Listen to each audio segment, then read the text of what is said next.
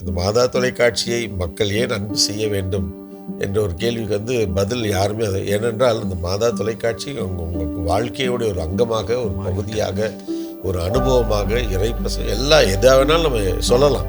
அவ்வளவு அந்த அளவுக்கு உங்களை அதை ஈர்த்திருக்கிறது, உங்களோடு ஒன்றாக அது கலந்து விட்டது என்று சொல்லிக்கிட்ட பொழுது, அது எவ்வளோதான். இப்போ பொதுவாக ஒரு சில காரியங்கள் இப்போ நம்மளுக்கு எனக்கு பிரியாணி பிடிக்கும், இல்லை ஒரு அல்வா பிடிக்கும் அப்படின்னு சொன்னால் ஒரு 50 கிராம் சாப்பிட்ற வரைக்கும் இன்னும் கொஞ்சம் சாப்பிடணும்.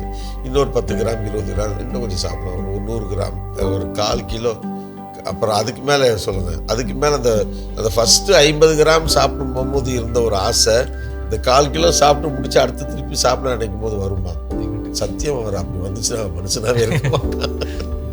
அவ்வளோதான். பிரியாணி எனக்கு பிடிக்கும். ரைட்டு, முதல்ல ஒரு 1 கரண்டி 2 கரண்டி வைக்கிறாங்க, சாப்பிடுவோம்.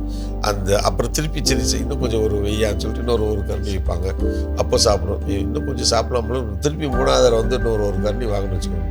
அந்த முதல் கரண்டி வைக்கும் போது சாப்பிடும்போது இருந்த ஒரு ஆசை, ஒரு ஆர்வம், ஒரு சுவை, அந்த 3வது தடவை வைக்கும் போது இருக்குமா? இருக்காது. 3வது தடவை ஏதோ சரி புரியா இன்னும் கொஞ்சம் சாப்பிட்டுக்கலாம் அப்படின்னு ஒரு அனுபவம் அப்படி தான் சாப்பிடுமே ஒழிய, அந்த முதல் வாய் 2வது வாய் ஒரு சாப்பிடும் போது இருந்த ஒரு ஆசையும் ஒரு ஆர்வமும் சத்தியமாக இருக்க வாய்ப்பே இல்லை.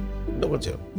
ஆனால் மாதா தொலைக்காட்சி இத்தனை 13வது வருஷத்தில் நடத்திட்டு இருக்கோம். ஒவ்வொருத்தரையும் கடிதம் எழுதுகிறவங்க அவ்வளோ பேரும் நாம் சந்திக்கின்ற அத்தனை இதயங்களும் இன்னும் வேணும், இன்னும் வேணும், இன்னும் நல்லா இருக்குது, இன்னும் நல்லா இருக்குது. எந்த விதமான ஒரு முகசுலிப்போ அல்லது ஒரு திகட்டலோ எதுவுமே இல்லாமல் மனநிறைவோடு, நிம்மதியோடு, ஆசையோடு எழுதுகிறாங்க, அனுபவத்தை பகிர்ந்து கொள்கிறான்னு சொன்னால் அதுதான் ஆண்டவருடைய செயல், ஆவியாருடைய செயல். அதில் இது நம்ம எவ்வளோ வேணாலும் உழைக்கலாம். ஆண்டவர் நம்மோடு இல்லாவிட்டால், ஆவியார் நம்மோடு இல்லாவிட்டால், அன்னையின் பரிந்துரை நம்மோடு இல்லாவிட்டால் நாம் செய்கின்ற செயல்கள் அத்தனையும் வீணாகத்தான் இருக்கும். அது ஒரு தற்பெருமைக்கோ தனக்காகவோ செய்வதாக இருக்கொள்ளிய அது கடவுளுக்காகவோ திருச்சபைக்காகவோ மக்களுக்காக செய்வதாக அது இருக்க வாய்ப்பில்லை. அதைத்தான் மாதா தொலைக்காட்சியுடைய இந்த வந்ததும் தந்த நிகழ்ச்சி மக்களுடைய இனியதைகளுடைய கடிதங்களின் வழியாக அனுபவ பகிர்வாக அது வெளிப்படுகிறது. அதனால் உங்களுக்கு மனம் நிறைந்த நன்றிமா, சந்தோஷமாக இருங்க, நல்ல சுகத்தோடு இருங்க. உங்களுக்காக நாங்கள் எப்பொழுதும் வேண்டிக்கிறோம். God bless you.